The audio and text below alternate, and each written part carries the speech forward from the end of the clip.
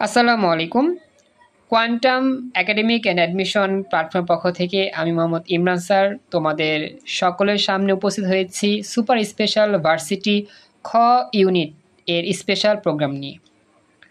আমাদের আজকে খ ইউনিটের স্পেশাল বাংলা প্রথম পত্রের সাবজেক্টের মাধ্যমে আমাদের কোয়ান্টাম প্ল্যাটফর্মের ভার্সিটি অ্যাডমিশনের ক্লাস শুরু হচ্ছে। তো আজকে আমাদের ভার্সিটি অ্যাডমিশনের ফার্স্ট ক্লাসে আমরা বাংলা প্রথম পত্রের অপরিচিতা গল্প দিয়েই আমাদের এই স্বপ্ন দেখার প্ল্যাটফর্মের ভার্সিটি অ্যাডমিশনের প্রোগ্রামটা শুরু করতে যাচ্ছি। ওয়ালাইকুম আসসালাম। সালাম দিয়েছো, আমি তখন সালাম মতো দিতে পারি নাই, মাত্র ক্লাস শুরু করেছি তো এই জন্য আর কি। ওয়ালাইকুম সালাম তানজিন আক্তার ফাহিমা জয়েন করছো। ওয়ালাইকুম সালাম আর্নিকা জয়েন করছো, খুশি হলাম। তো এখন যেটা বলতেছি তোমাদেরকে খেয়াল করবা, আমরা যখন ভার্সিটি অ্যাডমিশনের প্রিপারেশন নিব সবাইকে আগে থেকেই কিছু ইনফরমেশন দেই, টিপস দেই, টেকনিক বোঝাচ্ছি, ভালো করে মনোযোগ দিয়ে শুনবা। আমাদের এই যে ভার্সিটি খ ইউনিটের যে প্রিপারেশন, এটা কিন্তু মূলত ইংরেজি, বাংলা আর সাধারণ জ্ঞান এই তিনটা সাবজেক্টের উপর বেস করে হয়। তো আমাদের ফার্স্ট কাজ কি, আমরা যখন ভার্সিটি অ্যাডমিশনের প্রিপারেশন নিব, তুমি যেই ব্যাচে থাকো, এইচএসসি যেই ব্যাচে থাকো না কেন, ভার্সিটি অ্যাডমিশন প্রিপারেশন নেওয়ার জন্য তোমাকে কিছু ইনফরমেশন জানতে হবে, কিছু গুরুত্বপূর্ণ টিপস জানতে হবে। সেটা ফলো করলেই তুমি ভার্সিটি খ ইউনিটের জন্য ভালো করে প্রিপারেশন নিতে পারবে ইনশাল্লাহ। তো ফার্স্ট অফ অল টিপসটা হচ্ছে, তোমাকে অবশ্যই মেন বই ভালো করে লাইন টু লাইন পড়তে হবে। আমি আবার বলতেছি, আমাদের অ্যাডমিশন প্রিপারেশনের জন্য প্রথম শর্তই হচ্ছে এটা, আমাদের মেইন বইটা ভালো করে পড়তে হবে।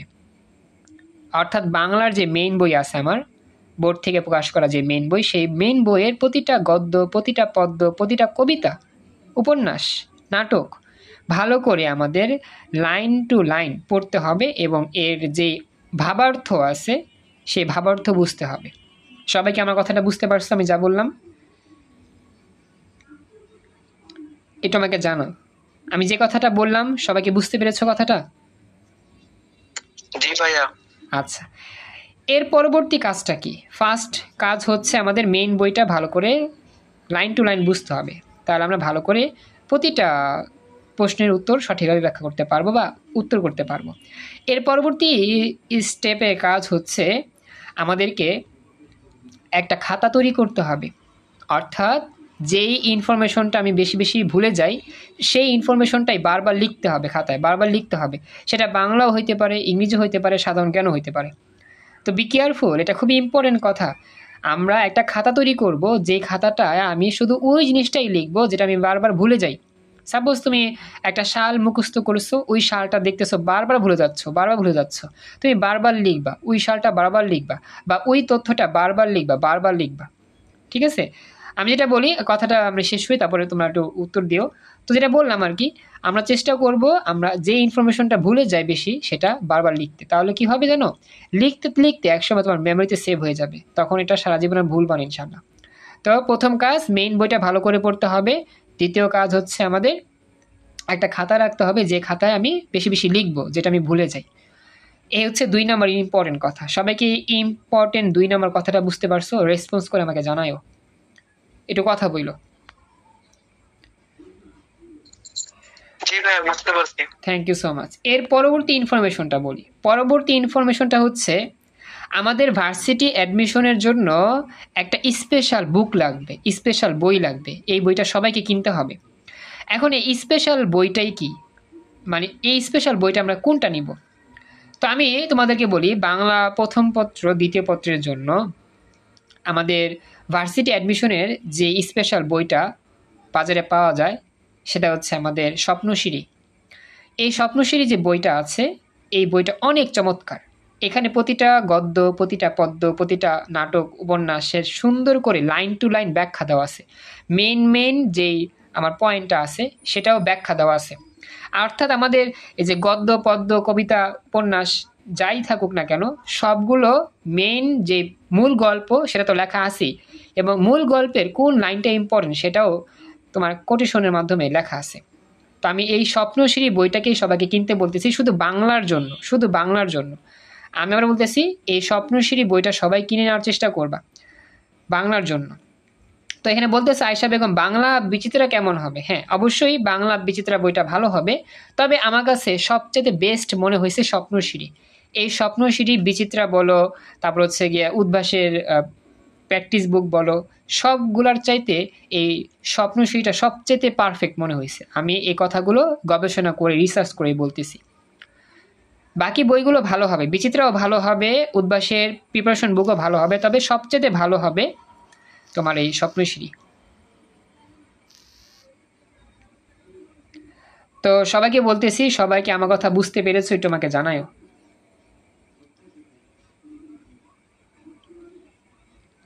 একটু কথা বললো প্লিজ, রেসপন্স করো। আচ্ছা, থ্যাংক ইউ। আসলে একজন কল দেওয়াতে তোমাদের কথাটা একটু বাইরে চলে গেছে। আচ্ছা, এখন বলি, যার কাছে যেটাই আছে অ্যাডমিশনের জন্য যে বইটা আছে, বিচিত্রা বলো, অভিযাত্রী বলো, এইটা বলো সেটা বলো, থাকতে পারে, সমস্যা নাই। কিন্তু আমার কাছে সবচাইতে পারফেক্ট ওই বইটাই মনে হয়েছে, যেটা আমি বললাম তোমাদের, স্বপ্নশিরি। তো এই বইটা দেখতে কেমন চলো তোমাদেরকে দেখাই। তো চলো আমি এখন এই মুহূর্তে চ্যাট বক্সে তোমাদেরকে একটা ছবি দেখাচ্ছি। এই চ্যাট বক্সে তোমরা একটু যাও। এই চ্যাট বক্সে গেলেই এই স্বপ্নশিরি বইটা দেখতে পাবা। হ্যাঁ, আমি তোমাদেরকে দেখাচ্ছি। আমার এখানে স্বপ্নশিরি বইটার স্পেশাল কিছু ছবি তুলে ধরা আছে। আচ্ছা, আমি তোমাকে দেখাই, তোমাদেরকে দেখো তোমরা এটা যায় কিনা স্বপ্নশিরি বইটা। ঠিক আছে? আচ্ছা, তো একটু ওয়েট করো, আমি দিচ্ছি। এই যে সবাই দেখো, এটা আমাদের এই বইটা। সবাইকে দেখতে পাচ্ছ? সবাই একটু আমাকে জানাও দেখতে পাচ্ছ কিনা।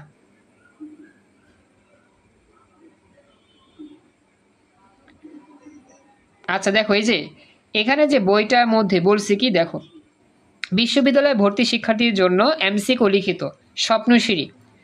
এই স্বপ্নশিরির মধ্যে বাংলা সাহিত্য আছে, বাংলা ব্যাকরণ ও বিচরণ সবই আছে। এখানে বলতেছে মূল বই ও সহস্তর আরেক নাম স্বপ্নশিরি বাংলা সাহিত্য ব্যাকরণ ও বিচরণ, যেটা আমাদের পানাচি পাবলিকেশন থেকে প্রকাশ করা। পানাচি, হ্যাঁ, পানাচি হবে, উচ্চারণটা সঠিক মনে পড়ছে না। তো এই হচ্ছে তোমার স্বপ্নশিরি বইটা। এখানে তোমার বিশ্ববিদ্যালয়ের এমসিকিউ আছে এবং লিখিত প্রশ্নগুলো আছে। এটা খুবই ইম্পর্টেন্ট, বুঝছো? মানে এই বইটা তুমি দেখলে ওয়াও হয়ে যাবা, মানে একবারে আশ্রিত হবা। আমি দেখাবো বইটার ভিতরে অনেক কিছু আছে, গদ্য, কবিতা, নাটক, উপন্যাসে প্রত্যেকটা লাইনের ব্যাখ্যা সহ সম্বলিত, ব্যাকরণের সহজ ব্যাখ্যা, মনে রাখার কার্যকর কৌশল, এমসিকিউ লিখিত অংশে প্র্যাকটিক্সের জন্য অসংখ্য উদাহরণ সংবলিত, বিশ্ববিদ্যালয়ে ভর্তির জন্য অপ্রতিদ্বন্দ্বী সহায়িকা। এই বইটা যে কতটা চমৎকার তোমরা না দেখলে কখনো বুঝবা না। আমি তোমাদের দেখাবো। এই বইটা সবাই কিনবা। এই বইটার প্রাইস মূল্য হচ্ছে 1000 টাকা। হ্যাঁ, বলো বলো। আচ্ছা, পাও নাই? এই চ্যাট বক্সে যাও, এই চ্যাট বক্সে ছবিটা দেখতে পাবা আশা করি। হ্যাঁ, ওকে, থ্যাংক ইউ। দেখা যাচ্ছে না? আচ্ছা, বলিয়া আমার হোয়াটসঅ্যাপেও আছে, মেসেঞ্জারও আছে। মেসেঞ্জার গ্রুপে যাও, সেখানেও পেয়ে যাবা, হোয়াটসঅ্যাপেও পেয়ে যাবা। আমি দিছি ছবিগুলা প্রথম পেজে একবারে। হোয়াটসঅ্যাপ, মেসেঞ্জার, যে কোনো একটা জায়গায় গেলেই হবে। আচ্ছা, এখানে দেখো যে তামান্না, চ্যাটে যাও। যে এখানে চ্যাটে চাপ দিলে উপরের দিকে যাও, তাহলে একটা ছবি পাবা। জুমের মধ্যে চ্যাট আছে, চ্যাট অপশনটা কি দেখতে পাচ্ছ? জুমের মধ্যে চ্যাট অপশন আছে, দেখা যায়? আচ্ছা, ছবিটা পাও না এখন? আচ্ছা, দেখি, আমি আবার দেওয়ার চেষ্টা করতেছি। একটু উপরেই তো ছিল। আচ্ছা, আমি এখন আবার দিচ্ছি, একটু ওয়েট করো। আমি আবার ছবি দিচ্ছি, একটু দেখো। হ্যাঁ, আচ্ছা, এটা শেষ। এখন আমি পরবর্তী পেজটা দিই, পরবর্তী পেজটা একটু দেখো, আমি একটু দিচ্ছি, আশা করি যাবে। তোমরা একটু ওয়েট করো। তো তার মানে একটু দেখো যে তোমার কাছে আসে আর কি। হ্যাঁ, আশা করি পেয়ে যাবা, যদি একটু ওয়েট করো আর কি। আমার আসলে এখানে কিছু কিছু সময় ছবি যাইতে একটু দেরি করে, বুঝছো? এটা তো সমস্যা মূলত। তারপরও মেসেঞ্জারে যাও, তার মানে মেসেঞ্জারে গেলে পেয়ে যাবা। পাইছো পাইছো? আচ্ছা, তো এখন বলি, আসলে এই যে কণ্ঠগুলো একটু কম শোনা যাচ্ছে কেন? ওই যে একজন কল দেওয়াতে একটু সমস্যা হয়েছে। আচ্ছা, আমি একটু আবার দেওয়ার চেষ্টা করতেছি, বারবার দিচ্ছি, একটু ইয়াতে চ্যাট বক্সে আসতেছে না আর কি। যাই হোক, আমি মূল আলোচনা শুরু করব। তারপরে তোমাদের বললাম আর কি, বই নিয়ে কথা বললাম। ফার্স্ট অফ অল এই বইটা অনেক ইম্পর্টেন্ট, তো এই বইটা হলে ভালো হয়। এবার দেখো সবাই, দ্বিতীয় নাম্বার পেজে আমি একটা ছবি দিছি। সবাই কি পাইছো? চ্যাট বক্সে যাও, সূচিপত্র, খুবই ইম্পর্টেন্ট আলোচনা। দেখো, পাইছো? এটা আমাকে জানায়ও, পেয়েছো? এই চ্যাট বক্সে যাও, চ্যাট বক্সে পেয়ে যাবে আশা করি। আচ্ছা, যদি চ্যাট বক্সে না পাও, মেসেঞ্জারও আছে, ছবিগুলো দেওয়া আছে, সেখান থেকে সূচিপত্রে যাও, মেসেঞ্জারে গেলে পেয়ে যাবে। আচ্ছা, মেসেঞ্জারে যেয়ে দেখো সূচিপত্র লেখা আছে, আমি সেটা নিয়ে আলোচনা করতেছি। প্রথমে লিখছি সূচিপত্রে বাংলা সাহিত্য, এখানে তোমার বিশ্ববিদ্যালয়ের প্রশ্ন দেওয়া আছে ব্যাখ্যা সহ, এবং আমাদের এই কবিতার ছন্দগুলো মনে রাখার কৌশল লেখা আছে, আবার লেখক পরিচিতিটাও লেখা আছে, আবার এক নজরে লেখকের যে অংশটা সেটাও লেখা আছে, এবং লেখা আছে সংক্ষিপ্ত সিলেবাস, অর্থাৎ যেই সংক্ষিপ্ত সিলেবাসে বিগত 5 বছরে পরীক্ষা হচ্ছে, এইচএসসি পরীক্ষা, সংক্ষিপ্ত সিলেবাসে যেই প্রশ্নগুলো হবে, যে অধ্যায় থেকে বিশ্ববিদ্যালয় ভর্তি পরীক্ষা, সেগুলো দেওয়া আছে। অপরিচিতা, বিলাসী, আমার পথ, মানব কল্যাণ, মাসি বেশি, 52 দিনগুলো, রেইনকোট। কবিতা হচ্ছে সোনার তরী, বিদ্রোহী, প্রতিদান, তাহারই পরে মনে, 18 বছর বয়স, ফেব্রুয়ারি 1969, আমি কিংবদন্তির কথা বলছি। আর পূর্ণাঙ্গ সিলেবাস মানে এই বছর যে নতুন বইটার মধ্যে নতুন নতুন গল্পগুলো অ্যাড হয়েছে সেগুলা। বাংলার নব্য লেখকদের প্রতি নিবেদন, গৃহ, আহ্বান, মহাজাগতিক কিউরেটর, নেকলেস, বিভীষণের প্রতি মেঘনাথ, সুচেতনা, পদ্মা, নুরুল দিনের কথা মনে পড়ে যায়, আর ছবি। আর সহপাঠের মধ্যে তো আমরা জানি লাল সালু আর সিরাজউদ্দৌলা। এই সবগুলো মিলেই আমাদের এই স্বপ্নশ্রী বইয়ের প্রকাশনা। সবাইকে সিলেবাস বুঝতে পারছো? একটু আমাকে জানাও। সরি, বুঝতে পেরেছো? হ্যাঁ, বইটা নিতে হবে, বইটা নিতে হবে ভর্তি পরীক্ষার জন্য, বাংলা বইটা নিতে হবে। আচ্ছা, তো সিয়াম আসো, তানজিন, ফাহিমা আসো, তামান্না আসো। আচ্ছা, তামান্না এবার কি দেখতে পাচ্ছ সবই ঠিকঠাক আছে?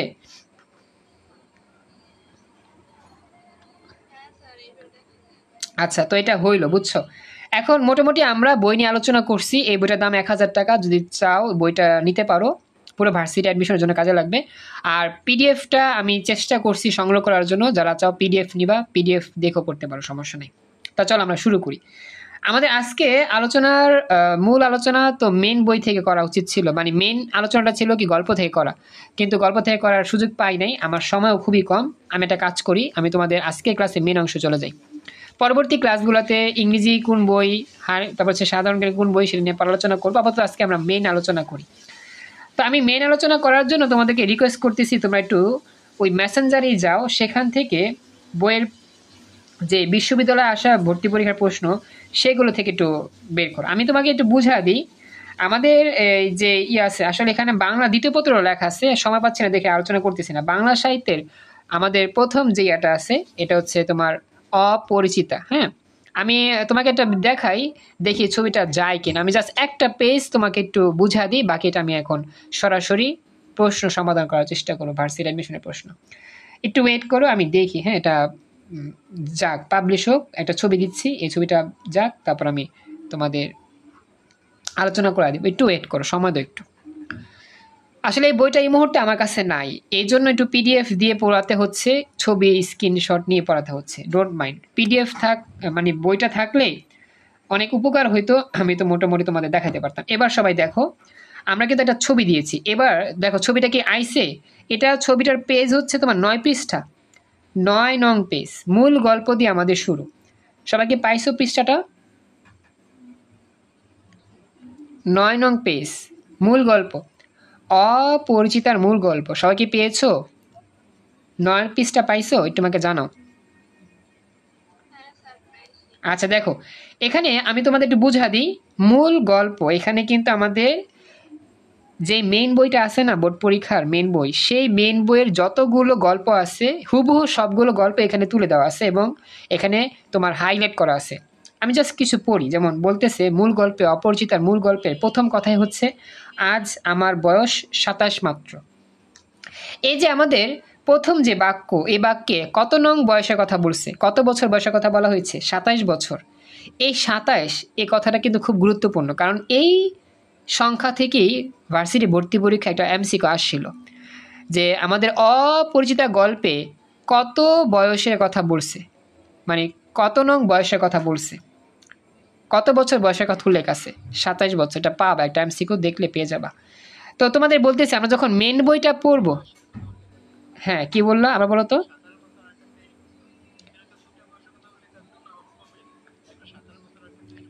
হ্যাঁ, দুঃখিত, আরেকটা আছে। হ্যাঁ, একটা 27, এটা কি 23 বছর আছে? হ্যাঁ, এখন সরি 22 বছর আর কি, যে দেখা দেওয়া আছে বিয়ের সময় 22 বছর ছিল, যাক আবার একটা আছে 23 বছর।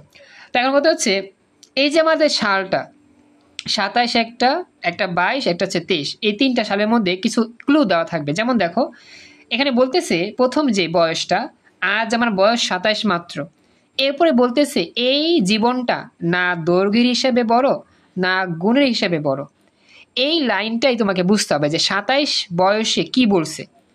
27 নং বয়সে তার পরিচয়টা কি ছিল, 23 নং বয়সে পরিচয় কী ছিল, 22 নং বয়সে তার পরিচয় কী ছিল, বিয়ের বয়স ছিল। লিখছে বিয়ের সময় তার বয়স ছিল 22 বছর, তার মানে 22 বছরটা বিয়ের বয়স, 27 বছরটা ছিল তার একটা মানে আকাঙ্ক্ষার বয়স। এই বয়সটা না দৈর্ঘ্য হিসেবে বাড়ে না গুণ হিসেবে বাড়ে। আমার কথা কি বুঝতে পারতেছো? আচ্ছা, এরপর আবার 23 বছর একটা বয়স আছে। তার মানে কি আমাদের মনে রাখতে হবে বয়সের অনুযায়ী আমাদের এখানে অপরিচিতা গল্পের আমাদের চরিত্রগুলো চেঞ্জ হচ্ছে, যে কোন বয়সে কোন কথা বলছে, এটা খেয়াল রাখবা।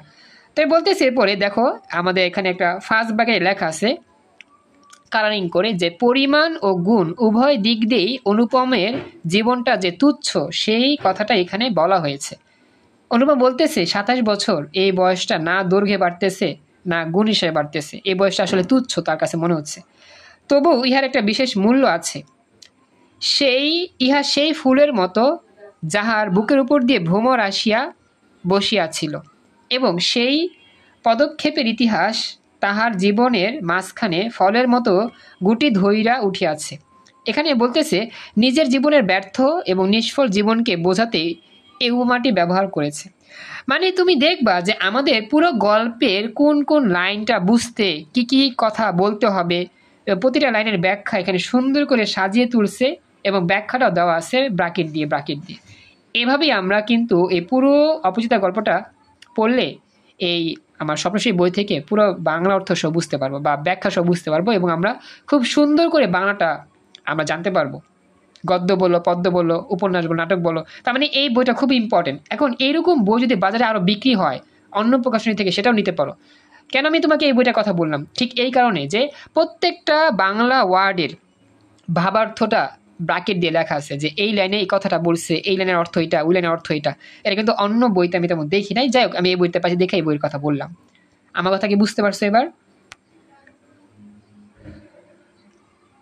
একটু রেসপন্স করো, সবাই কি বুঝতে পেরেছো কথা? আচ্ছা, তো এখন কথা হচ্ছে এই কারণেই আমি তোমাদেরকে এই বইয়ের কথাটা বলছি। থ্যাংক ইউ, রেসপন্স করতেছো, খুশি না? এখন হ্যাঁ থ্যাংক ইউ। এখন কথা হচ্ছে আমরা এখন নেক্সট যাই, আমরা এখন মূল আলোচনা শুরু করি। হ্যাঁ, আমি তো আসলে ক্লাসে তোমাদেরকে আমি প্র্যাকটিস করাবো, প্র্যাকটিস করার জন্য আমি মূল আলোচনা শুরু করি। একটা কথা বলি, আমি মোটামুটি ধারণা করি আমাদের এই ভার্সিটি অ্যাডমিশন ক্লাসের আগে তোমার অগ্রিম প্রিপারেশন নেওয়া আছে, অর্থাৎ তুমি আগে থেকে গল্প পড়ছো, উপন্যাস পড়ছো, তুমি অনেক কিছুই জানো, জাস্ট এখন প্র্যাকটিস করবো আর কি। ঠিক আছে, যেটা ইম্পর্টেন্ট, যে বিষয়টা খুবই চ্যালেঞ্জিং, যে বিষয়টা আমাকে জানতেই হবে, সেটা নিয়ে আমি এখন বেশি বেশি আলোচনা করব। আমাদের কিন্তু এখন এই মুহূর্তে মূল বইয়ের প্রতি লাইন টু লাইন পড়ার সময় নাই, কারণ অ্যাডমিশন সময়। তো এই অ্যাডমিশন সময় কিন্তু আমাদের একটু অগ্রিম প্রিপারেশন নিয়ে নিতে হবে আগে থেকে, এক্সট্রা প্রিপারেশন নেওয়ার পরে আমরা মূল আলোচনা করবো। এখন আমি চলে যাচ্ছি আমাদের একবার স্পেসিফিক বা স্পেশাল যেই অংশ, সেখানে আমরা এখন বইয়ের 18 নং পৃষ্ঠা বের করি সবাই। এই 18 নং পৃষ্ঠার মধ্যেই আমাদের ভার্সিটি অ্যাডমিশনের প্রশ্নগুলোর প্র্যাকটিস শুরু হচ্ছে। ঢাকা বিশ্ববিদ্যালয়ের বিগত বছরের প্রশ্ন দিয়ে আমরা এখন আলোচনা শুরু করব। আমরা ব্যাখ্যা সব বুঝবো যে আসলে আমাদের প্রশ্নগুলো কীরকমভাবে আসে। তো আমি প্রশ্নটা দিচ্ছি, সবাই একটু চেক করো, একটু প্রশ্নটা আপলোড হোক।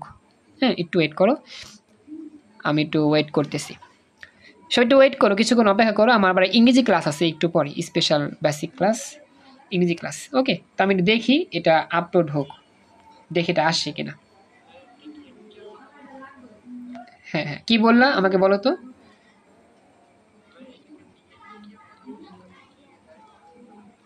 এমসিকিউ দেখো আমাদের এখানে 18 পৃষ্ঠা, হ্যাঁ 18 পৃষ্ঠার এখানে ডাইরেক্ট এমসিকিউ, ঢাকা বিশ্ববিদ্যালয়ের বিগত বছর প্রশ্ন থেকে আমরা সলভ শুরু করি। পাইছো? সবাই কি পেয়েছো? আচ্ছা, তারপরে হচ্ছে তানজিন, ফাহিমা, তারপরে তামান্না, সিয়াম, বাকিরা যারা আছো তোমরা কি পাইছো? এটা আমাকে জানাও তো। 18 পৃষ্ঠা, 18 ঢাকা বিশ্ববিদ্যালয় এমসিকিউ, বিগত সালে আসা প্রশ্ন। পাইছো তোমরা? একটু আমাকে জানাও, পেয়েছো?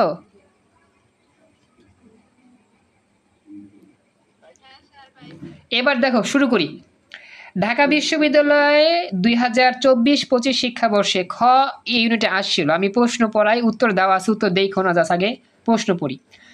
1 নম্বর প্রশ্ন, মানুষের মধ্যে যাহা অন্তরতম এবং অনির্বচনীয়, লেখকের মতে কণ্ঠস্বর যেন তাহারই আওয়াজ, চক্ষু, হৃদয়, চেহারা।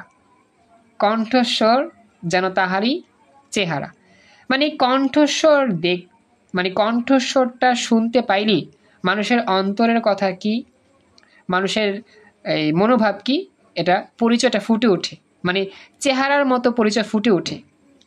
তো উত্তরটা হবে চেহারা। মানুষ যখন তার মনের ভাবটা প্রকাশ করে, সে ক্লান্ত স্বরে, সাপোজ একজন তোমার কাছে মনের ভাব প্রকাশ করলো, যে বলল যে আমার অনেক খারাপ লাগতেছে, তো এই তার কণ্ঠস্বরটা বুঝতেই, মানে শুনলে তুমি বুঝতে পারতেছো যে আসলে তার মনটা কেমন, তার মনের মধ্যে কেমন চুরমার হচ্ছে। বা কেউ যদি তোমাকে বলো যে আমার অনেক ভালো লাগতেছে, তখন এই তুমি অনুভূতি দিয়ে বুঝতে পারলা যে তার মনের অনুভূতিটা কিরকম, মানে তুমি চিনতে পারলা, তার মনের অনুভূতিটাকে তুমি দেখতে পারলা। দেখতে পারা মানে কিন্তু চেহারার মতো, চেহারা যেমন দেখা যায়, তো এরকম আর কি কণ্ঠস্বরের মাধ্যমেই সেই মানুষটার পরিচয় জানা যায় যে এই মুহূর্তে তার অবস্থাটা কি, মনের অবস্থাটা কিরকম। তো সেটা হচ্ছে চেহারা, যে মনের ভাব, মনের ভাবটাই প্রকাশ করতেছে। উত্তর হচ্ছে খ। সবাইকে বুঝতে পারছো এতটুকু? এমসিকিউর ব্যাখ্যা বুঝছো?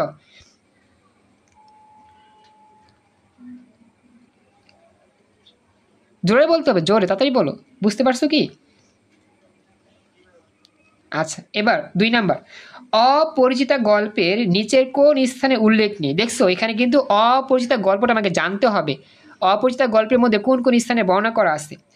আন্দামান দ্বীপ, এটা অপরিচিত গল্পে অবশ্যই আছে। কানপুর, এটা অনেক পড়ছো, এটাও আছে।